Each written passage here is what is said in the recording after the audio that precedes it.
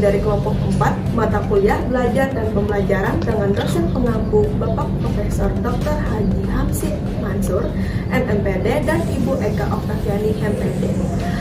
Perkenalkan, saya Azhara Nurrahmi. Saya Muhammad Terazmi. Saya Muhammad Sultan Ari Rifaldi. Saya Sultan Rami. Saya Jaini. Kami merupakan mahasiswa program studi teknologi pendidikan angkatan 2021, Fakultas Keguruan dan Ilmu Pendidikan. Universitas Lambung Mangkurat akan menayangkan video pembelajaran desain grafis dengan tema Dasar Desain Grafis dalam Sudut Pandang Teori Kognitistik untuk tingkat SMK atau MAK. Video pembelajaran ini mempelajari tentang konsep dasar desain grafis, unsur-unsur desain grafis, dan prinsip-prinsip kerja desain dalam sudut pandang teori kognitistik. Selamat menyaksikan. Apa itu desain grafis? Desain grafis merupakan komunikasi visual yang memanfaatkan elemen grafis.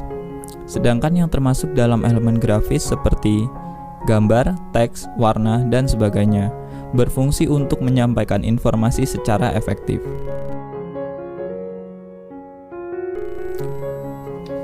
Berikutnya, apa saja yang akan kita bahas atau pelajari dalam pelajaran desain grafis? Yang pertama, ada unsur-unsur desain grafis. Kedua, ada prinsip desain grafis. Ketiga, ada perangkat lunak pengolah vektor. Dan keempat, ada perangkat lunak pengolah bitmap.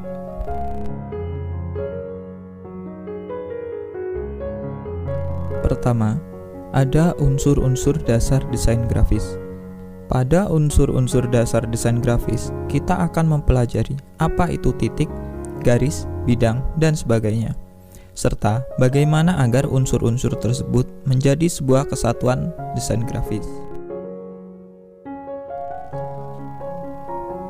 Kedua, ada prinsip desain grafis yang terdiri dari 8 prinsip, yaitu kesatuan, keseimbangan, proporsi, penekanan, irama, kesederhanaan, ruang, dan kejelasan. Dari unsur-unsur yang kita buat tadi, kita harus menerapkan prinsip-prinsip desain grafis agar desain yang kita buat menjadi bagus, indah, baik secara desain dan warna. Ketiga, perangkat lunak pengolah vektor. Kita harus mengenali apa itu vektor. Grafis vektor atau vektor merupakan objek gambar yang dibentuk melalui kombinasi titik-titik dan garis dengan menggunakan rumus matematika tertentu. Untuk perangkat pengolah vektor ada banyak, namun yang umum digunakan oleh para desainer ada 5, antara lain Adobe Illustrator, Swift 3D, CorelDRAW, AutoCAD, dan Macromedia Freehand. Keempat, ada perangkat lunak pengolah bitmap. Berbeda dengan grafis vektor, pada grafis bitmap, objek gambar yang dibentuk berdasarkan titik-titik dan kombinasi warna. Contoh daripada gambar bitmap adalah gambar yang dihasilkan dari kamera. Untuk perangkat lunak yang umum digunakan dalam mengolah bitmap antara lain ada Adobe Photoshop, Microsoft Photo Editor, Corel Photo Paint, Macromedia Fireworks, dan Microsoft Paint. Tidak hanya itu, kita juga akan mempelajari format-format gambar, membuat desain ke vektor sederhana, dan melakukan editing foto sederhana.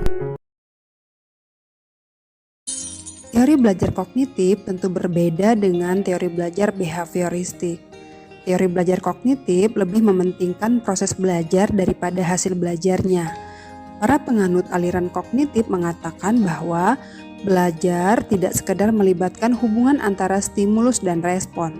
Jika teori belajar behavioristik mempelajari proses belajar sebagai hubungan stimulus-respon, teori belajar kognitif merupakan suatu bentuk teori belajar yang sering disebut sebagai model perseptual. Teori belajar kognitif memandang bahwa tingkah laku seseorang ditentukan oleh persepsi serta pemahamannya tentang situasi yang berhubungan dengan tujuan belajarnya. Belajar merupakan perubahan persepsi dan pemahaman yang tidak selalu dapat terlihat sebagai tingkah laku yang nampak. Menurut teori kognitif, ilmu pengetahuan dibangun dalam diri seseorang melalui proses interaksi yang berkesinambungan dengan lingkungan. Proses ini tidak terpisah-pisah, tapi melalui proses yang mengalir, bersambung, dan menyeluruh. Menurut psikologi kognitif, belajar dipandang sebagai usaha untuk mengerti sesuatu. Usaha itu dilakukan secara aktif oleh peserta didik. Keaktifan itu dapat berupa mencari pengalaman, mencari informasi, memecahkan masalah, mencermati lingkungan, mempraktekkan sesuatu untuk mencapai tujuan tertentu, dan lain sebagainya. Para psikologi kognitif berkeyakinan bahwa pengetahuan yang dimiliki sebelumnya sangat menentukan keberhasilan mempelajari informasi atau pengetahuan yang baru.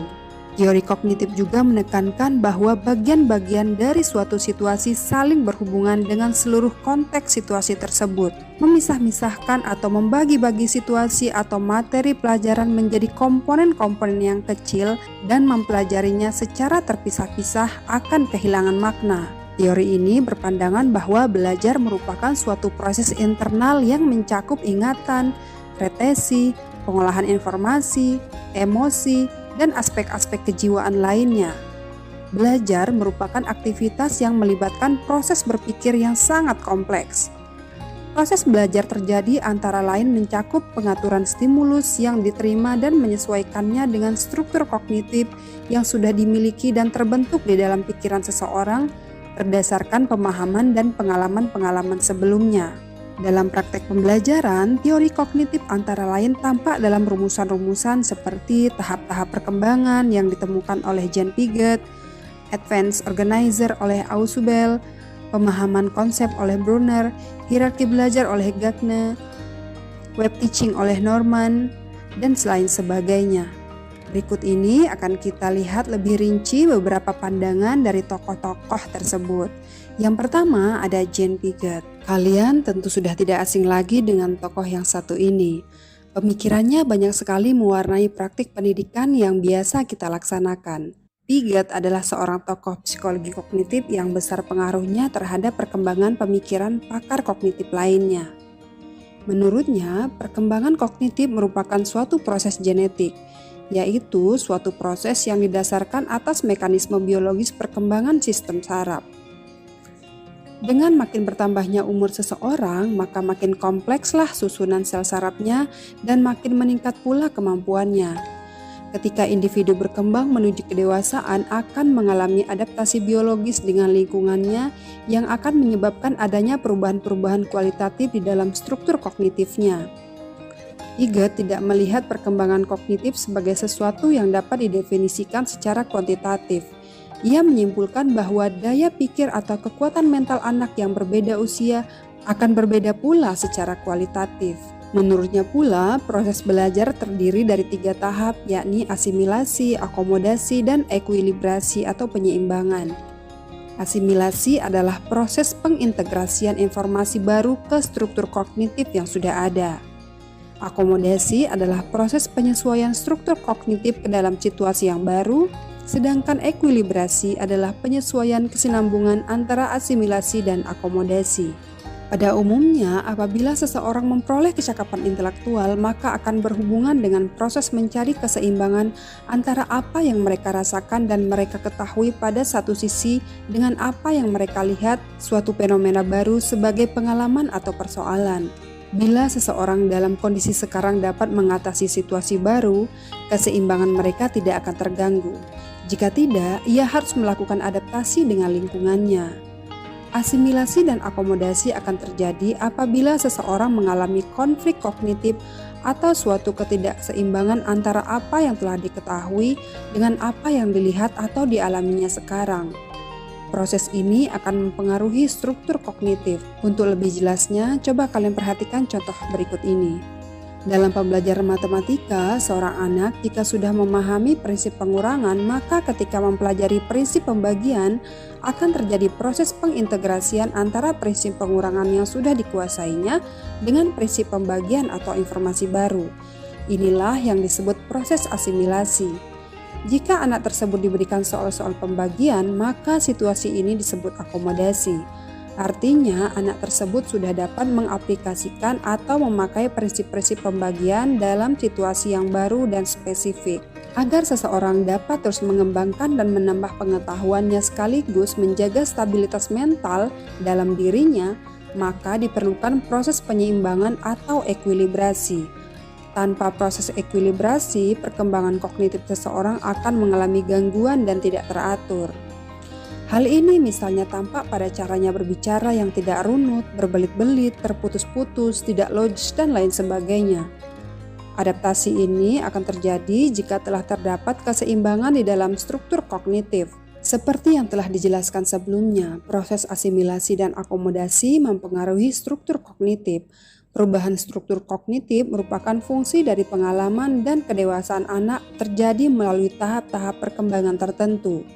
Menurut Piaget, proses belajar seseorang akan mengikuti pola-pola dan tahap-tahap perkembangan sesuai dengan umurnya.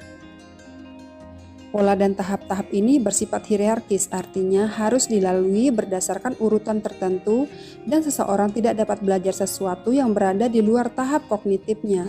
Piaget membagi tahapan-tahapan perkembangan kognitif ini menjadi 4, yaitu tahap sensori motor umur 0-2 tahun, tahap praoperasional 2-7 atau 8 tahun, tahap operasional konkret, dan tahap operasional formal. Untuk lebih lengkapnya kita bisa lihat di skema berikut ini. Bagaimana implikasi teori kognitif ini sendiri dalam kegiatan pembelajaran? Teori kognitif menekankan pada proses perkembangan peserta didik. Meskipun proses perkembangan peserta didik mengikuti urutan yang sama, namun kecepatan dan pertumbuhan dalam proses perkembangan itu berbeda. Dalam proses pembelajaran, perbedaan kecepatan perkembangan mempengaruhi kecepatan belajar peserta didik. Oleh sebab itu, interaksi dalam bentuk diskusi tidak dapat dihindarkan. Pertukaran gagasan menjadi tanda bagi perkembangan penalaran peserta didik. Perlu disadari bahwa penalaran bukanlah sesuatu yang dapat diajarkan secara langsung, namun perkembangannya dapat disimulasikan. Hakikat belajar menurut teori kognitif dijelaskan sebagai suatu aktivitas belajar yang berkaitan dengan penataan informasi, reorganisasi perseptual, dan proses internal.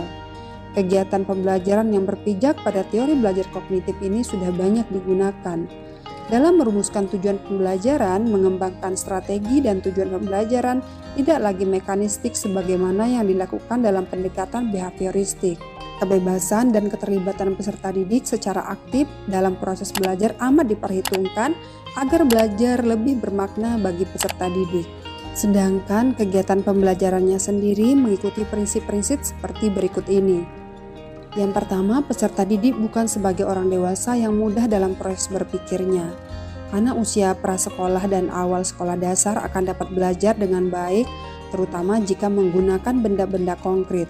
Keterlibatan peserta didik secara aktif dalam belajar amat dipentingkan karena hanya dengan mengaktifkan peserta didik maka proses asimilasi dan akomodasi pengetahuan dan pengalaman dapat terjadi dengan baik. Untuk menarik minat dan meningkatkan retensi belajar perlu mengkaitkan pengalaman atau informasi baru dengan struktur kognitif yang telah dimiliki si pembelajar. Pemahaman dan retensi akan meningkat jika materi pelajaran disusun dengan menggunakan pola atau logika tertentu dari sederhana ke kompleks. Belajar memahami akan lebih bermakna daripada belajar menghafal.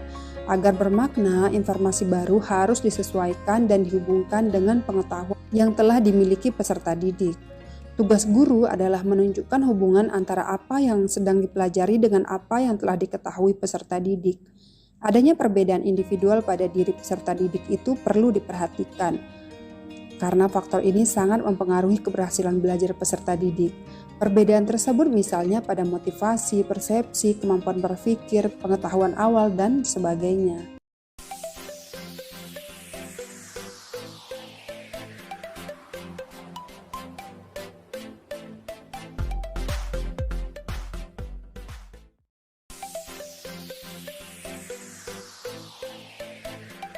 Sekian pemaparan video pembelajaran dari kami. Terima kasih telah menyaksikan video pembelajaran dari kami. Semoga apa yang telah kami sampaikan kiranya menjadi bermanfaat bagi kita sekalian. Sampai jumpa.